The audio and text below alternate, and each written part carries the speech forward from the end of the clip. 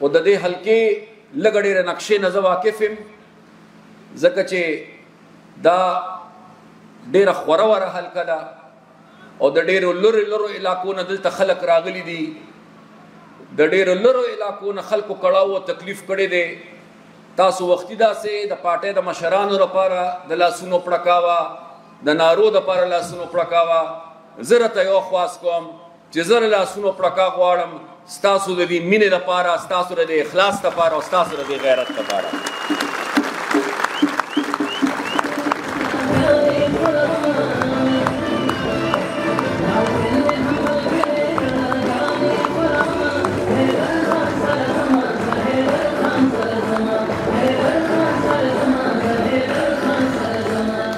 دا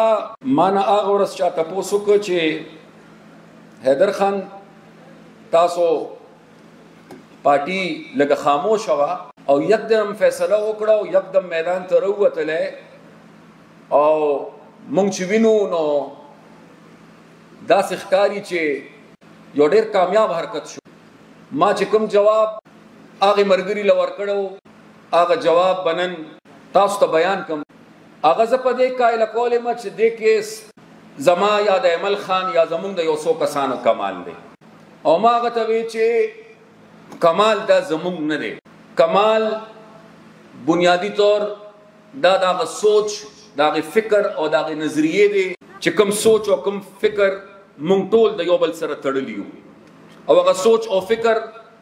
د بل چا سوچ فکر او نظریه نه را مونږ په دې فخر کوو چې مونږ د باچا خان بابا د سوچ د فکر او د نظریه بچیو او دویم کمال که په دې کې دی نو دویم کمال بیا د هغه سوچ د هغه فکر د نظریې سره تړلي چې کوم د دې کاروان ملګري دي یعنی تاسو کارکنان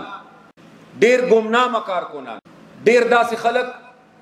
چې ما به پیژني خو زه نه پیژنم ډېر داسې خلک چې هغه لالچ نه کوي تقاضا نه کوي غوښتنه نه کوي مطالبې نه کوي خو په هر ازمایش او په هر سخته کې هغې د خپلې جنډې سره او د خپلې نظریې سره وفا کړې ده زه د عوامي نشرل پارټۍ داسې کارکنانو ته سلام پیش کوم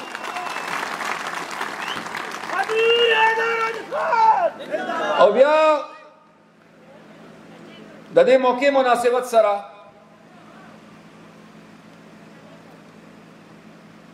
زما مشر رور مسعود خان یو خبره وکړه 2013 د عام انتخاباتو نه پس چې په دې میدان کومه جلسه تاسو کړې وه بالکل زما هغه وخت او هغه موقع یاد شي او زه به دا ووایم چې هغه وخت او هغه حالاتو کې تاسو یو مثالي کردار ادا کړی او نن الحمدلله لس کاله پس یو ځلې بیا تاسو دا علاقه او دا حلقه زه وینم چې یو مثالي کردار لګیا تاسو ادا کوئ زه چې د چا کمی نن ډېر شدت سره محسوس کوم زه به د هغه ذکر خامخا کوم زه په دې هر څه کې هېڅ کمی نه محسوس کوم ستاسو تعداد ستاسو مینا ستاسو اخلاص ستاسو جذبه دا داسې ده چې دې کې څه کمی شته نو زه به څه محسوس ما نه زما د کشر سکندر خان اوس تپوس وکړه چې لالا ما نه تر نوخار په جلسه کې ویلي چې دا کوډي جلسه به کامیابه وي نو موږ پاس یو او کفیل یو نو ما ورته وی چې دا خو داسې نتیجه ده او داسې پرچه ده که استاد ړوند وي هغه ته د کېښوده نو هغه به پیلي کړي چې دا پاس دی یو کمی ته زه محسوس کوم نه او هغه کمی زه د خپل خدای بخلي رور خلیل عباس خان کمی محسوس کوم الله دې وبخي الله دې وله جنتونه ورکړي دا حقیقت دی چې زما د الکوانې د وخت نه د خپلو مشرانو په وجه د پارټۍ نه علاوه د دې کور سره ډېر نږدې تعلق او تړون. زما کشر ماما الله دې وبخي سنگین خان، زما د اوتی مشران د هغې د مسعود خان سره ډېر زیات نږدې تعلق پاتې شوی دی، اوس هم دی. نو زما هغه بنیادي تعلق زیات په دې کور کې کوو هغه د مسعود خان. خو بیا د سیاسي معاملاتو او د پارټۍ د معاملاتو په حواله زما یو تعلق د خلیل خان سره پیدا شو. ستاسو د ټولو خپل حیثیت دی، ستاسو ټول زما دپاره قابل احترام یو، تاسو ټول پارټي په تاسو جوړه ده، پارټي تاسو روانه کړې ده چې دا دلته یاست یا دلته ناست یې کوم. خدا درته نن د خپل وړه خبره کوم چې الله دې وبخي، د هر چا نعم البدل به راشي، خو زما د خدای بخلي رور خلیل عباس خان نعم البدل بل نشي راتلی. نو زه نن د خپل رور په حیثیت خپل فرض ادا کوم، د یو سیاسي کارکن په حیثیت خپل فرض ادا کوم. نن هغه دې دنیا کې نشته، نن هغه موږ نه رخصت شوی دی او موږ نه جدا شوی دی، خو زه د خپل خدای بخلي رور خلیل عباس خان خدماتو ته، د هغه سیاست ته، د هغه تړون ته، د هغه ملګرتیا ته، د هغه عقل ته، د هغه فهم ته او د هغه د جدهت ته سلام پیش کوم د ټولې عوامي نشرل پارټۍ اداره. ما نه مخکې ملګرو ډېرې غرضي خبرې وکړې او بیا زه مشکور یم د خپل رور بابک صاحب چې هغه خو ډېرې غرضي او ډېرې ژورې او ډېرې بنیادي خبرې تاسو سره نن وکړې، حق یې ادا کړه نن. او زما او د بابک صاحب هم په دې حواله ډېر حسین اتفاق دی چې مونږه تقریبا عمر هم یو دی. دا نشم ویلی چې اوس مونږ کې کم یو کس لږ مشر دی او کم لږ کشر دی، خو خیر د بابک صاحب خاطر به وکم دا به ووایم چې دی ما نه ځوان دی، زه ترې مشر یم. خو مونږ کم و پیش تقریبا د سیاست په میدان کې او پارلیماني سیاست په میدان کې یو ځای قدم او ټول عمر چې ستا ملا مضبوطه وي نو ستا ملا مضبوطه وي ستا په ملګرو. که ته ډاډه خبره کوې نو ته د ملګرو د ملګرتیا په بنیاد ډاډه خبره. او دا راته ډاډه خبره کوم چې که ما د وزیر اعلی په حیثیت خبره کوله، که ما د صوبایي صدر په حیثیت خبره کوله، او که نن زه د قائم مقام مرکزي صدر په حیثیت خبره کوم، زه د سردار حسین بابک غوندې د غیرتي ملګرو د ډاډ په بنیاد دا خبره کوم. او دا پیغام د ځوانانو لپاره، دا مثال د ځوانانو لپاره چې پکار دی چې ځوانان رامخې ته شي، پکار دی چې ځوانان ذمہوارۍ ته ملا وتړي. مونږ به نن د 500 نه پاسه یو، خو یو وخت داسې و چې مونږ د 150 نه هم کم او هغه وخت مونږ میدان ته روتیو. نو که هغه وخت مونږ میدان ته نه وی روتې، نن به نه بابک صاحب په دې ځای و او نه به زه په دې ځای باندې. نو چې څنګه حیدر ته او بابک ته موقع میلاو شوه، زه غواړم دا چې داسې هر پښتون زلمي ته موقع میلاو شي او هغه راشي او په دې پارټۍ کې خپل کردار ادا کړي. نن هغه خبرې چې کوم ما نه مخکې وکړې ملګرو، زه هغه دوهراول نه غواړم، خو هغه خبرې چې کوم دی ما ته پرېښودې زما په برخه چې زه تاسو سره وکړم، نو زه به ځان هغې معاملاتو ته محدود. اول خو د دې نه بل ښه مقام نشي کېدی د دې خبرې کولو، ځکه چې دا نوښار دی او بیا کوړې دی او په لږه فاصله مونږ نه دلته سیند بیږي، او چې لږ نور مخکې لاړ شي نو بیا زمونږ دغلته 2 سیندونه یو ځای شي. مسعود خان زما مشر ورور دی، ټول عمر یې ډېره مینه کړې ده او نن یې بیا د خپلې مینې اظهار وکړو. ما ته یې وویل چې ځان له د واسکټ کپړه واله او ځان له واسکټ جوړ کا. او زه د اقتدار او د کرسۍ واسکټ دا زما منزل نه دی، زما منزل دا نه دی چې کوم بچي مې د سکولونو او د یونیورسټو نه بار دي چې دا بچي سکولونو او یونیورسټو ته وردن نه کوم، دا زما واسکټ دی. چې کوم بچي مې بې روزګاره دي، دې بچو ته څه نه څه روزګار میلاو شي، دا زما اقتدار دی. چې دا کم وسایل خدای را کړي دي او انسان را نه اغوښتي، چې په دې وسایلو کم اختیار زما پکار دی او هغه اختیار را نه بل چا اغوښتي، چې د پردو نه د خپلو وسایلو د خپل اختیار د خپل کام نه وړم، دا زما واسکټ هم دی، دا زما ټوپۍ هم ده او دا زما سپلی هم ده. دا یو ځل بیا چې زما په وطن د خپل غرض او د خپل مقصد دپاره زما په وطن یو ځل بیا یو پردی جنگ شروع کوي، زما په خوره یو ځل بیا اور بلی، زما په وطن یو ځل بیا زما د قام وینه تویي، دا تیر 40 کاله داسې چې کوم سازشونو دا کومه سلسله روانه ده، زه چې د سرې جنډې سره په شریکه د دغه ظالمانو مقابله وکړم او د دغه ظالمانو نه دا جنګ وګټم، دا زما چیف منسټر هم ده، دا زما اقتدار هم دی او دا زما حکومت هم دی. دغه زما د ژوند مقصد دی او دا زما ذمہواري هم ده. او زه نن د دې دپاره ستاسو په دا اوبه چې ما ذکر وکړ، ما نه پس 9 کاله دلته تقریبا د پی ټی آی حکومت تیر شو، سره پاسه 9 کاله. یو څو پوښتنې کول غواړم. دا چا چې د یرې پارټي پرېښودله دا تپوس د هغې نه هم کوم. دا څوک چې نن ځای په ځای پټ دي او نه ښکاره کېږي د دې سختې په وجه د هغې نه هم دا تپوس. او تاسو سره په دې ګاونډ کې چې دلته کې دا 800 نمبر دی 804، نو ستاسو نه په دې ګاونډ کې چې دا 804 دی نو د 804 نه هم دا تپوس کول. پوښتنه یو څو لرم او هغه دا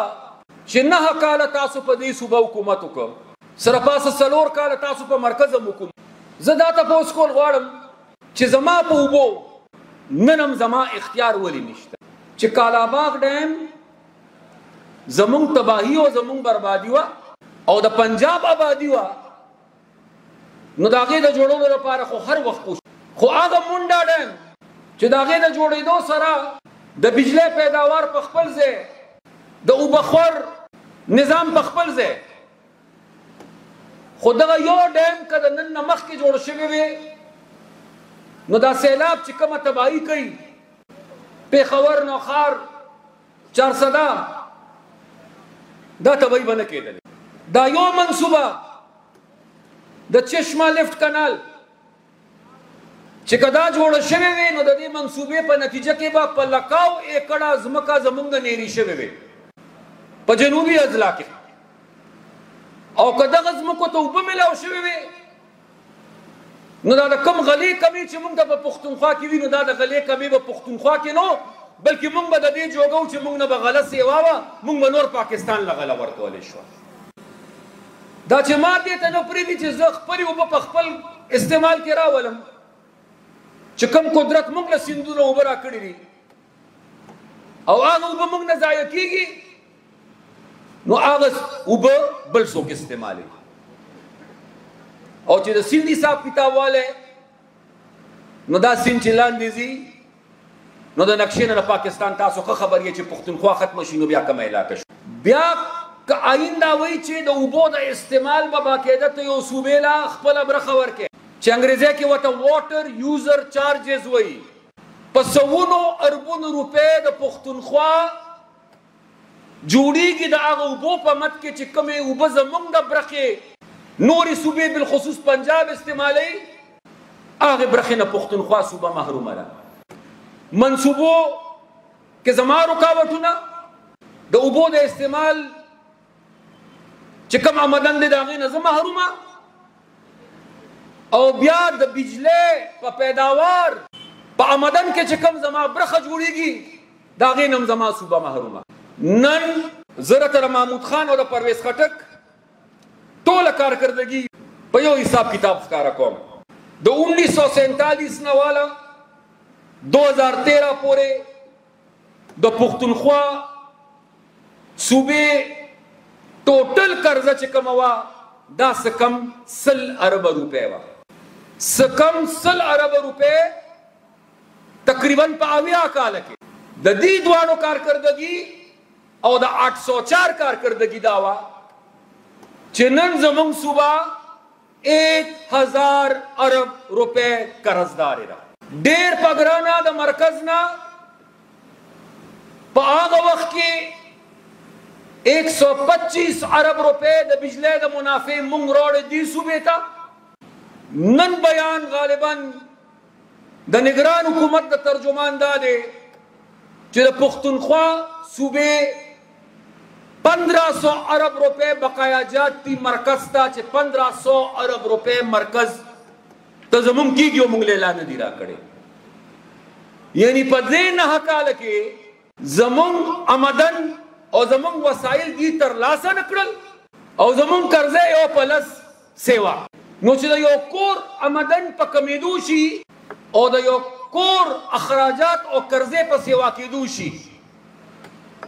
د هغې کور څه انجامي تباهي وي که نه بربادي وي نن د دې صوبې د ولس په هغه ګیس هم اختیار نشته چې کوم ګیس په دې صوبه کې پیدا کېږي ستاسو غالبا د نظامپور په لار باندې یو لنډه لار وتې ده جنوبي اضلاع او کوهاټ کې هنګو کې په دغه علاقو کې چې پروردګار کوم رحم په پښتنو کړی دی دومره ګیس موږ له خدای را کړی دی چې زموږ ټوټل کم ضرورت دی د پښتونخوا صوبې هغه د هغه ګیس نه پوره کېږي او موږ نه ګیس سیوا کېږي خو چې زه وایم چې په ګیس اول حق د پښتنو دی نو ما ته وایي ته چپ شه ته ملک مارې ته ملک کمزور کې ته د پاکستان خلاف سازش کې او چې اخوا د خیر آباد نه دا ټک په پل باندې پورې غاړه ما ته پنجابي ولاړ یو زما صوبې ته غله نه پرېږدي او غله وړې را باندې بند کړي نو بیا نه د پاکستان خلاف سازش کېږي او نه د ملک خلاف سازش نو ځکه زه ورته وایم چې زه بلکل د پنجاب د بچي په نوړی اعتراض نه کوم زه د سند د بچي د برخې د نوړی باندې زما اعتراض نشته خو یو خبره برملا کوم او ځکه کوم ځکه چې نه 804 منله نه د پهلوان منله او نه یې محمود خان منله او خبره برملا دا کوم چې سند ته به د سند برخه ملاویږي پنجاب ته به د پنجاب برخه ملاویږي خو که د عوامي نیشنل پارټۍ او اختیار او اقتداري کله چا یو سترګه خاندي او که بله جاري خو پښتنو ته به د پښتنو برخه ملاویږي چې په ما غله او په ما وړه باندې نو بیا به زما دا اوبه نه استعمالوي چې زما پښتون ته هلته په سپک نظر ګوري نو بیا به زما په ګیس او زما په بجلی باندې مزې نه کوي زه خدای مکه د پاکستان د نوارولو یا د کمزوري کولو خبره نه کوم د دې ملک د کمزوري کولو یا د ماتولو چې هر کله کوشش شوی دی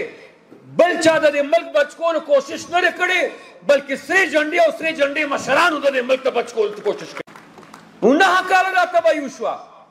نو زه دا څنګه ومنم چې د دې تباهۍ ذمهوار تش عمران خان دی خو تش عمران خان خو د دې ذمهوار نه دی که نه دا چې 9 کاله یې دلته حکومتونه کړي ولې دا ذمهوار نه دي ولې دا فرشتې دي دا چې 9 کاله پس وایي چې ما خو عمران خان پیژندلی نو ما خو نه پیژنده اوس وی چې تا نه پیژنده اوس وی چې تا نه پیژنده هغه وخت دا خبره ولې نه کوله چې کله د صوبې د حق جنګ دې پرېښیو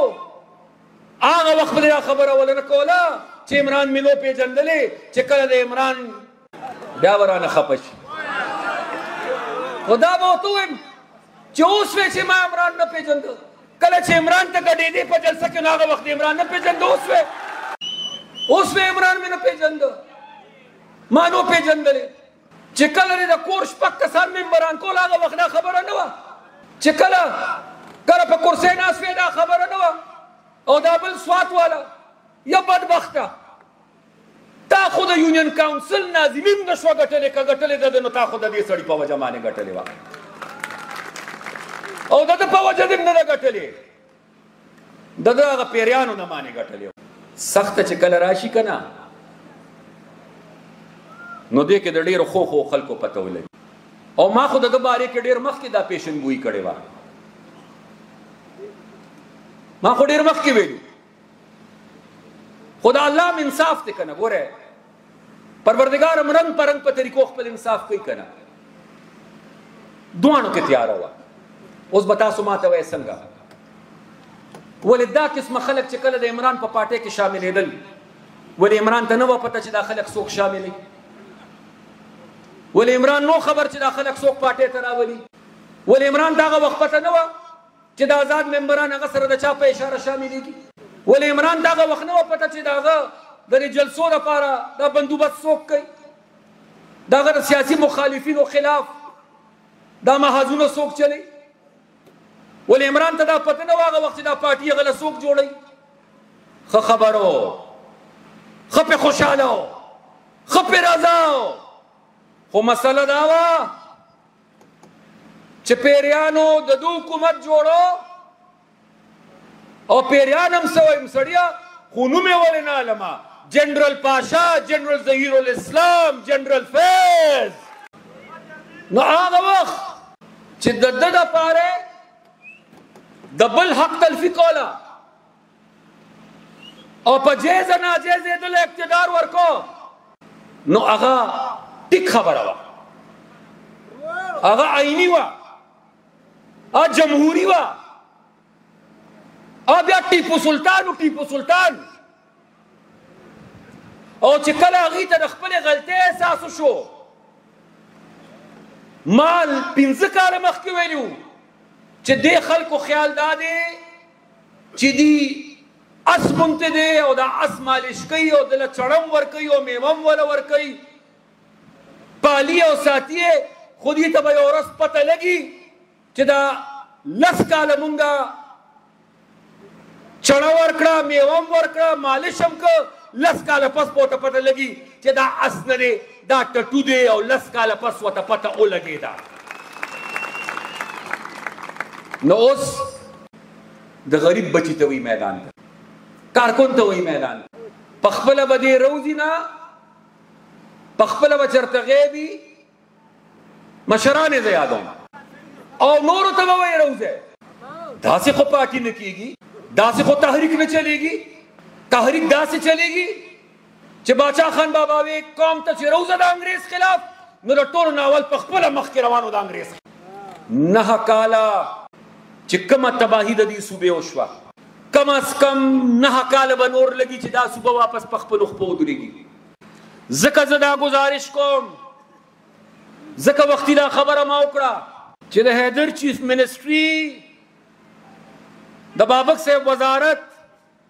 یا د یو بل ملګري اقتدار یا کرسۍ یا MNA یا MPA دا د پارلماني سیاست دپاره ډېر ضروري دي خو که ما نه نن تپوس کوې چې ستا دپاره د ټولو نه ضروري خبره څه ده نو زه به درته نن برملا ده ووایم چې زما دپاره د پارلماني سیاست ګټه او اقتدار ضروري نه ده زما لپاره زما د پښتون کام وداني آبادي او بقا او سلامتیا دا زیاته ضروري خبره ده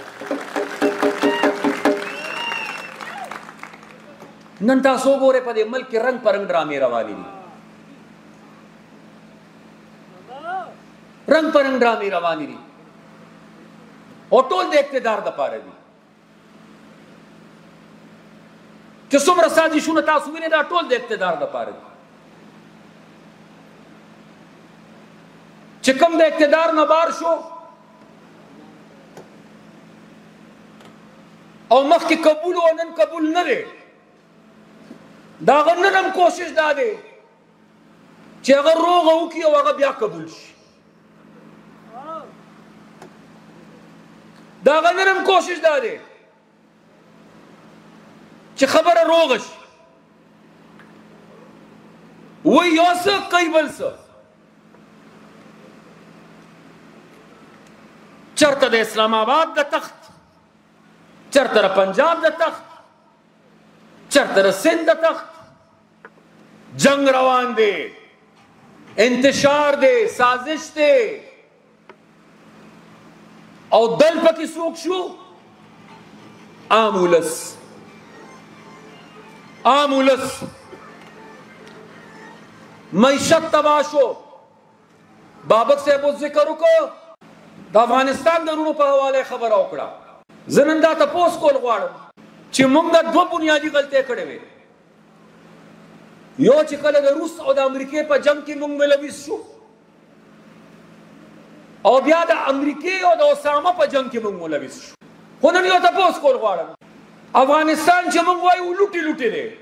زموږ تصور دا دی چې افغانستان تباه او برباد دی او لوټي لوټي دی نن زه تپوس کوم په افغانستان باندې څومره قرضه ده د بار دنیا او په پاکستان څومره قرضه ده د نن نه 20 کاله مخکې چې به د 1 روپۍ ورکړه نو 100 افغانۍ به راته میلاوي پنډ به یې درکړو که نه او نن څه حل دی نن خپلې روپۍ ته وګورئ او د هغه کرنسۍ ته وګورئ هغه مشرقي پاکستان چې وي دا موږ نه جدا ښه دی،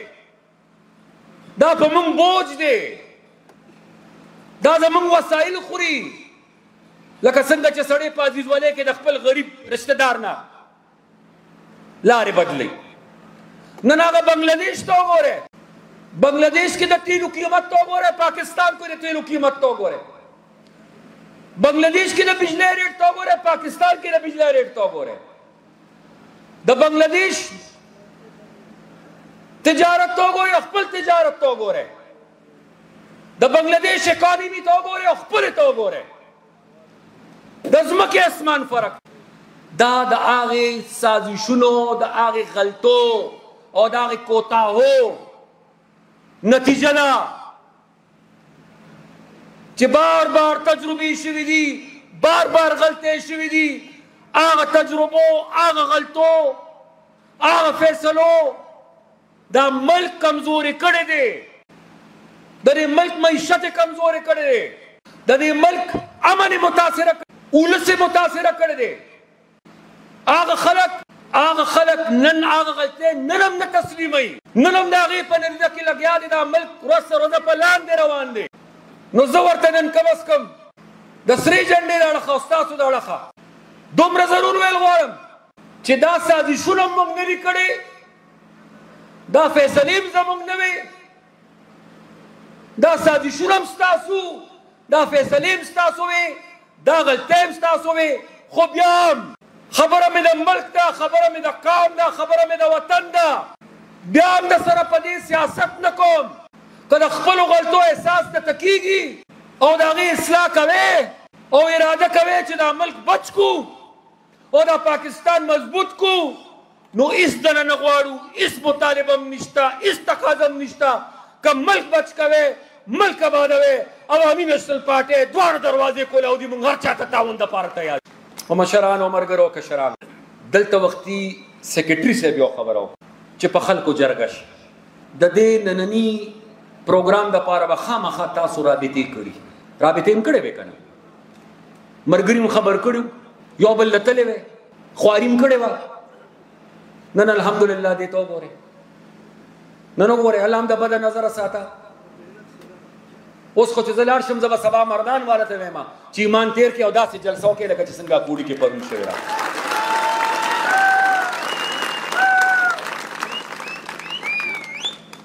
خو د څو ورځو خپلې خوارۍ ته وګورئ که نه، اوس همداسې خواري کول غواړي. خو دا خواري د جلسې دپاره نه، دا خواري تش د ووټ دپاره نه، دا خواري تش د اقتدار دپاره نه. زه دې درخواست سره راغلی یم چې همداسې خواري به کوو، تسلسل سره به یې کوو، سنجیدګۍ سره به یې کوو. خو دا خواري به د څه دپاره کوو؟ دا خواري به کوو د پښتنو د اتفاق دپاره. دا خواري به د څه دپاره کوو؟ دا خواري به کوو د پښتنو د بیدارۍ دپاره. دا خواري به د څه دپاره کوو؟ دا به د دې دپاره کوو چې پښتانه د دې جوګک کوو چې پښتانه خپل حق په خپل مټ په خپله وګټي. دا خواري به د دې دپاره کوو چې پر خپله خاوره باندې امن قایم کړو. دا خواري به د دې دپاره کوو چې د 8 ترمیم تحفظ وکړو. دا خواري به د دې دپاره کوو چې په دې اوبو خپل اختیار حاصل کړو. دا خواري به د دې دپاره کوو چې د پښتونخوا په وسایلو باندې د پښتنو خدمت وشي. دا خواري به د دې دپاره کوو چې په پښتونخوا کې یو ځل بیا د پښتنو دپاره نوې هسپتالونه، نوې سکولونه، نوې کالجونه، نوې یونیورسټۍ، نوې منصوبې، نوې دور، نوې دوره، نوره ترقي. د دې دپاره ستاسو د مرستې او د تعاون طلبګار یم او زه امید لرم چې انشاءالله دغه تعاون او دغه مرسته به انشاءالله پارټۍ ته حاصلېږي انشاءالله. ستاسو د صبر نور امتحان نه علم. ډېر مشکور یم ستاسو، ډېر مشکور یم د خپلو وروڼو، د خپلو مشرانو چې دا دومره ښکلی کنونشن نن دلته وشو. یو ځل بیا ستاسو شکریه ادا کوم او یو ځل بیا زه د لیډر دپاره ناره در کوم بلکې زه به ناره در کوم چې عوامي نیشنل پارټي زنده‌باد، سره جنډه زنده‌باد، زما ورکر زنده‌باد، زما تنظیم زنده‌باد، نیشنلیان زنده‌باد، پښتانه زنده‌باد.